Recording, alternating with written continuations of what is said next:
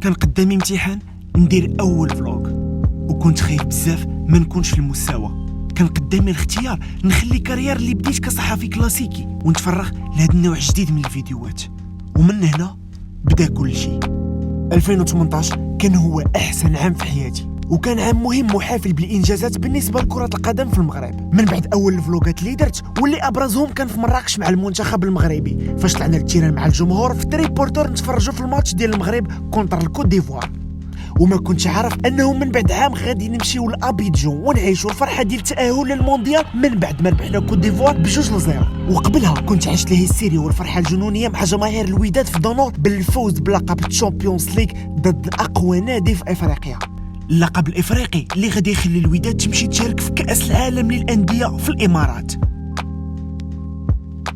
دخلت 2018 والكثير من الناس والمشاهدين عطاوني الثقه وشجعوني نكمل في هذا المسار، ومن تما درت اول فلوق ديالي في الديربي الرجاء كونتر الوداد، واحد من احسن الماتشات في العالم اللي تقدر تحضر ليهم. وداك النهار تحققت الامنيه ديالي باش ندير ميطا مع كل جمهور ديال الفريقين. تلاقيت ابرز اللاعبين والمدربين ونجوم كره القدم في حفل مارس دور 2018. درنا بزاف ديال الدواوير في المغرب ضمن دواوين نجوم الدوار اللي كتنظموا راديو مارس، اللي مكنات من اكتشاف العديد من مواهب كرة القدم. عشنا اجواء خاصة واكتشفت الحب والعشق ديال كرة القدم حتى لين ممتد في المغرب. وفي اخر جولتين على انتهاء البطولة المغربية اتصالات المغرب كنت درت لكم 2 فلوقات، الاول ديال الوداد كونتر الحسنية، الفرق بجوج كانوا كيتنافسوا على اللقب، والثاني دموع البطولة، الاحتفالية ديال الطنجاويين باول لقب في تاريخهم. حضرت الفرحة الكبيرة ديال الجمهور ودخلت فلوقيت مع لي جوار في الفيسير. وصلنا لكأس العالم في روسيا واللي كانت ابرز محطة في 2018. نعيا ما نوصف لكم، نعيا ما نكتب، نعيا ما نحكي لكم، ما نقدرش نوصف شهر ونص اللي دوزت في روسيا. Good luck Morocco team. Good luck. عشنا مع المنتخب الهزيمة الأولى في سان بيترسبورغ ضد إيران. عشنا الظلم التحكيمي في مقابلات البرتغال في موسكو.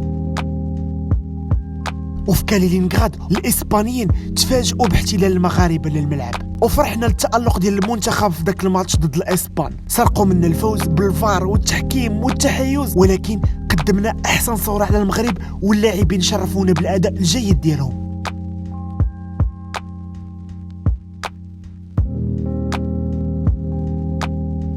إقصاء الوداد أمام وفاق سطيف أكثر ماتش شفتو في حياتي، ما بغاتش كرة تدخل، الزهر ما كانش والوداد ودعت المسابقة.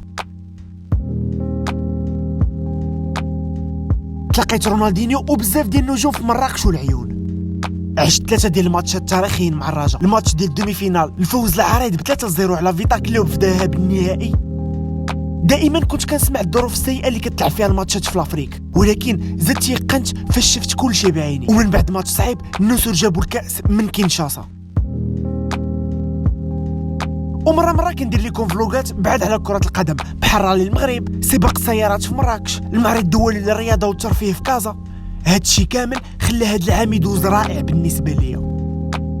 كنتمنى انكم تكونوا استمتعتوا معايا بالمشاهده ديال الفيديوهات في 2018. المغامره مستمره في 2019، العام ديال كاس افريقيا في الصيف، تشامبيونز ليغ مع الممثل الوحيد للبلاد في المسابقه الوداد، الرجاء طنجة بركان واكادير في كاس الكونفدراليه. شكرا لكم على التشجيعات والتعليقات ديالكم، نتوما اللي خليتوا هذا العام يدوز رائع عندي.